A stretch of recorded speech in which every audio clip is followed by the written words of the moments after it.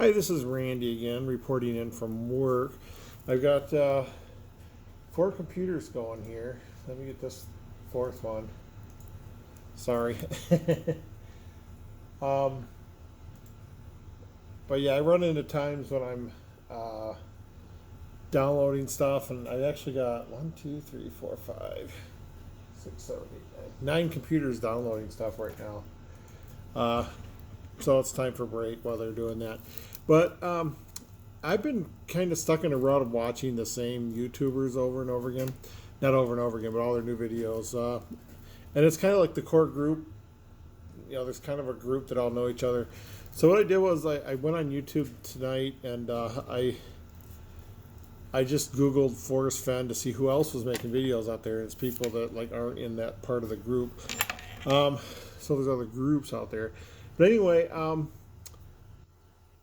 I've been watching these videos, and a lot of these start out with, they have their uh, video channels and stuff, and a lot of them start out with, "Hey, where do war waters halt?" And I watched a couple of these people I don't know, people I've never heard of before, and it's kind of interesting to get different takes on it. And I did watch, I think, Candy, who had her cousins on, and they had.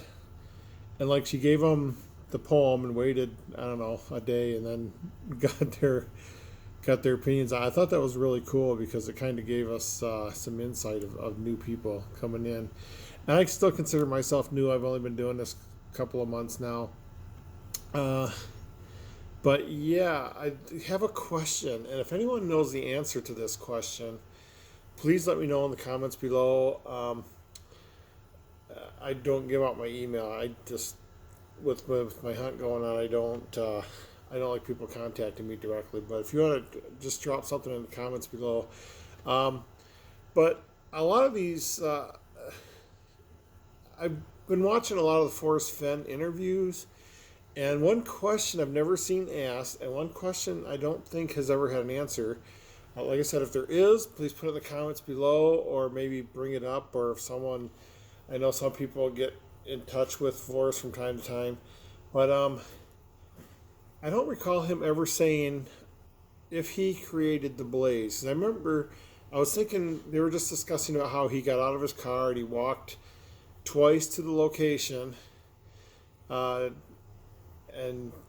he's talked about an old man of 80 years old is that's what you got to think about when you're when you're doing your hike or whatever, when you're leaving where you put in. But he's never said, I don't recall him ever saying, did he create the blaze, or was the blaze something that was already there? Famously, the poem, I got the poem right here. The poem says, if you're wise and found the blaze, look quickly down your quest to seek. And we all know a blaze is like a trail marker. At least that's the definition I'm going with. A trail marker. If you didn't expect it to last very long, you'd put a notch in a tree. You'd put a stick in the ground. You'd put a yellow arrow somewhere. But it's you're blazing the trail, and you're marking the trail that you're blazing, because once a trail is a trail, everyone can find it. You can find where the grass is trampled. You can find where it's been made into a trail, usually a dirt path, packed down, sidewalk, whatever. But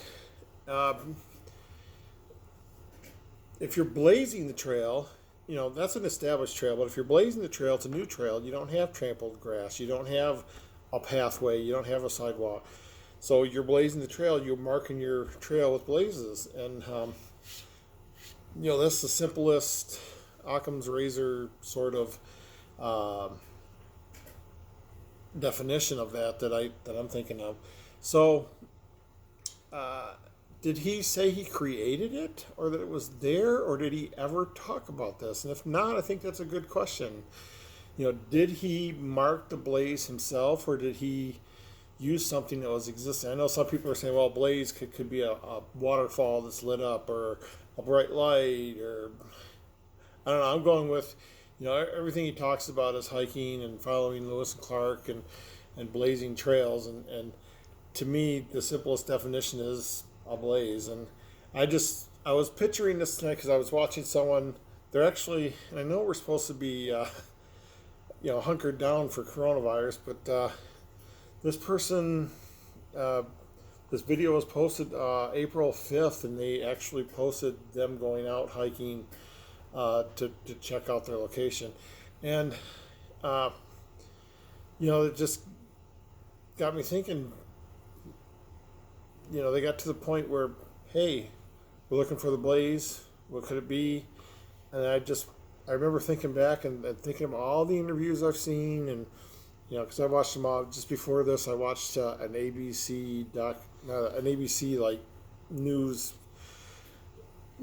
piece about Forrest Fenn, and there was a clip posted tonight about the bracelet, and I watch all those clips, even though I'm a poem purist, but I watch all those clips, and I just thinking, what did he ever say about the blaze? Did he create it? If he created it, and then that got me thinking, it's an 80-year-old man, so I don't think he went up. I can't picture him like chiseling in a rock, because that's what I was kind of picturing before, was a mark chiseled in a rock, because he said it's going to be there 100 years, maybe 1,000 years. And then I thought, well, I mean, it can't be in a tree. It can't be a mark in a tree, because that wouldn't last. Some trees don't last very long at all, especially if it gets struck by lightning or torn down or something. But I was thinking it must have been something that was already there. He's never spoken, that I recall. Like I said, if you know something different, put it down below. But I don't recall him ever saying that he created the blaze. And if he didn't, if it was something existing, I don't think it'd be a wooden pole in the ground or anything like that. If you've ever gone on nature trails and they got the little numbered markers and you can look something up, sometimes lately they've had QR codes carved into them, and you can use your phone to pull up information on that spot or something. But I was just thinking about that, because I've been going with the assumption that there's some kind of mark that blazes the trail, and then I got to thinking, I don't think he created one. He never spoke about creating one. He never talked about carving one in a tree, and like I said, I can't picture an 80-year-old man trying to chisel on a rock. Maybe at most he could lay rocks out in a formation, but there's a trail I hike here in Iowa that goes through an old quarry. So naturally, there's a spot where there's crumbled stone, and every time I hike through there, somebody has rearranged the stone. Sometimes they stack them up, sometimes they make archways.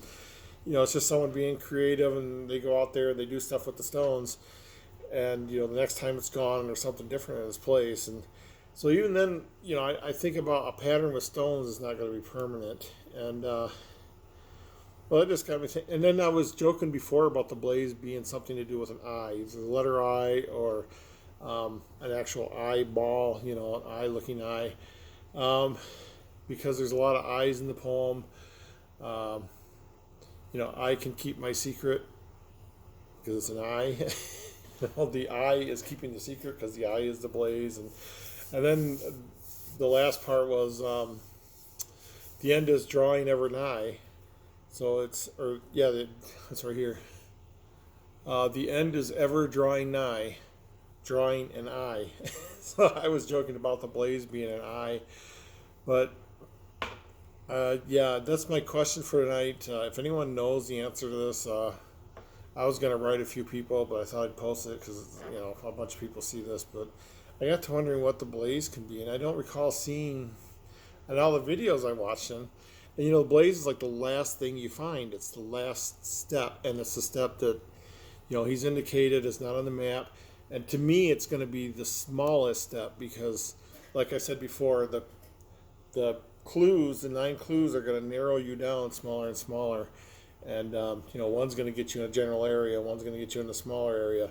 And he said something to the effect about if you follow the clues, you'll get to a 12-inch by 12-inch area. So I'm thinking that last thing, the blaze, is going to be the smallest clue, and it's going to be, size-wise. But I just got thinking, what the heck could it be? He didn't say he carved something in stone. because that's why you blaze the trail. So if he did say something, or if there's an interview out there, let me try Terry Scant here.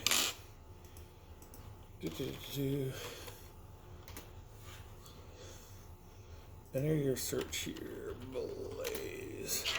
Let's see if he ever said, is the blaze a single object? And he said in a word, yes. I would like to know if the blaze can be found during the day without a flashlight. Yes.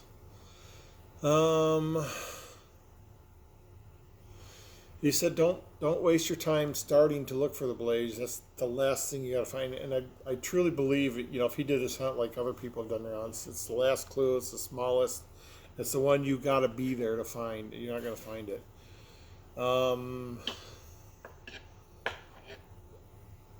Does the blaze mean the treasure? And he said, not in my dictionary. Someone asked, what is blaze? Anything that stands out. I don't know if that's if these are actual Forrest Fenn quotes or other people saying this, because it doesn't, let me click here. It says, Forrest Fenn gets mail from the middle. Thank you, Karen. I guess it was Forrest Fenn answering the question. I'm not seeing it on this page. Does the blaze mean the treasure? Not in my dictionary. Did I click on the wrong link?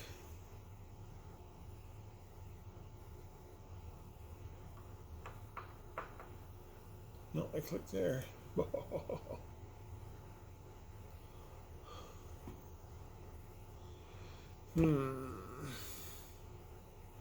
What is blaze? Anything that stands out? Let's see, was this... Forrest gets mail from a middle school class. So he's answering questions from a middle school class, and someone asked him, what is a blaze? And he said, anything that stands out. So I'm thinking it was already there as something that stands out. And I'm just thinking out loud here on my video. Let me go back to what this one says. You've written an excellent poem. People are worried about the blaze. How far is the chest located from the blaze? Casey, I did not take a measurement, but logic tells me that if you don't know where the blaze is, it really doesn't matter. But if you can't find the blaze, because if you can find the blaze, the answer to your question will be obvious. Let's see, what direction does the blaze face? He goes, I didn't take a radial out for the blaze. I'm thinking it might not be any of those directions. So it faces a direction. So this is interesting. It's interesting to think out loud and to bounce it off the video. Let's see.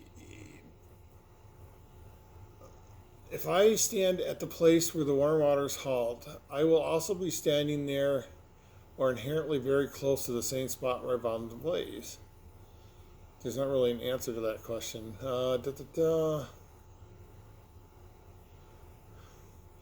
Choose from the whole brown blaze in the book. In the book, do you also, in a more subtle way, tell which is the correct answer to all the above? And he says, no, I don't.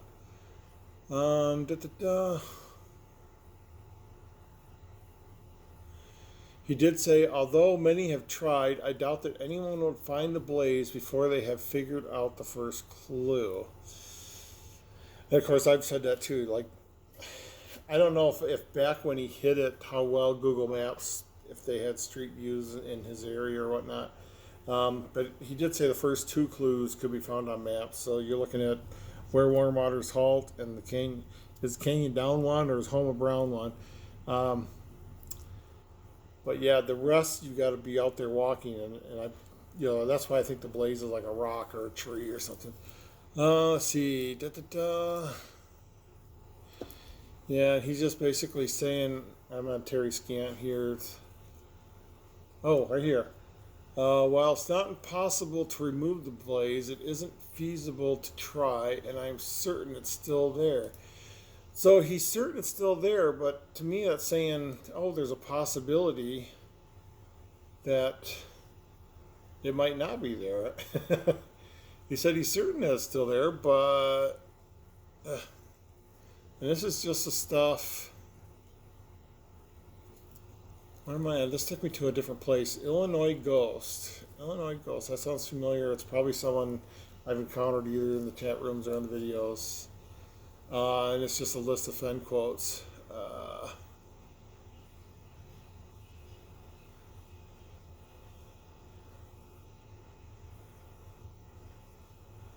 So, yeah, there's a couple more things about the blaze. These actual Fen quotes. A family wants to know if they can rent a boat to cross Lake Hollow because they think they see the blaze on the other side. Our binoculars are very good. And that's not a question from Forrest Fen. And see, I don't think this is a Forrest Fen quote, but the word blaze, a horse can have a blaze on its forehead. A blaze can be scraped onto a tree to mark one's way. That's what I was saying. A blaze can mean a flame or a scar on a rock. So I'm thinking, just guessing out loud, just talking out loud and bouncing this off of here, that the blaze is something that was already there, something that stood out, something that he said he's certain that it's still there, but I think that means there's a possibility that it could not be there, like in 100 years. Because, if I say, yeah, I'm certain it's still there, but I guess it depends on his inflection. If he said, oh, I'm certain it's still there, then I would think, oh, there must be something big and that's going to stay there for a long time. But if he said, oh, I'm certain it's still there, then that would be like, oh, well, maybe he's 90% certain. So inflection would be important on that answer. Let's see if there's anything else. Blaze could be mark on a tree, a rock, a sign, a fire, the side of a bluff, a waterfall, a spot on the head of a horse, a rainbow, and even a live owl that flew away when I approached it.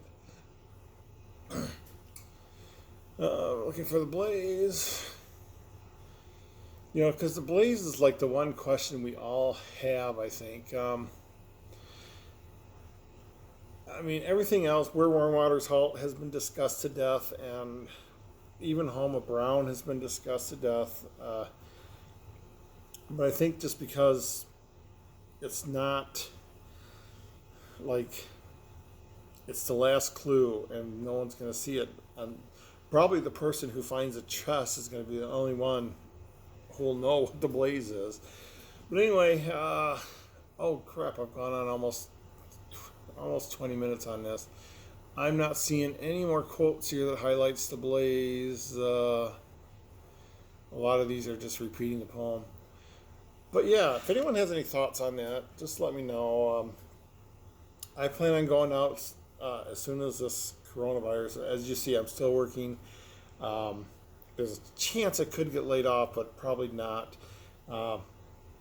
But as soon as we're able to travel, the state I want to travel to has a lot of restrictions, but as soon as we're able to travel is when I'm going to go out. I've already told my boss, I said, hey, when this is over, I want a vacation. So, because all the other techs are home, and I'm one of the few techs coming in, because someone's got to be here to actually physically do this. Restart. Restart. Click. Click. Restart and restart. So someone's got to be here to physically do that to these computers, because you have to set them up so far, and then they're online, and then the other techs can take over. But someone has to physically get them out of the box and set them up and plug them in, and that's what my job here. And I'm working nights. I don't know if you realize that. I come in about 10 o'clock at night, and I'm working until about 6 in the morning. I'm leaving before anyone gets here. So, yeah, I'm isolated, and hopefully I'm not passing this on to any of my coworkers, but yeah, I'm the boots on the ground here at work. So anyway, those are my thoughts. I guess I just had to talk that out loud. Because I was watching this video, and that was the first thought that popped in my head, was they were just kind of wandering around, and is that the blaze? Is that the blaze? But I think it's a specific object, and maybe the poem, I'll have to scrutinize the poem again to see if it gives any clues as to, maybe the poem has a clue as to what the blaze is. I think it's an eye. So with that thought, I'm going to sign off. I've got about 6 computers restarting right now. So I'm going to sign off, get back to work. I think 20 minutes is perfectly good for a video. And we'll check you all out later.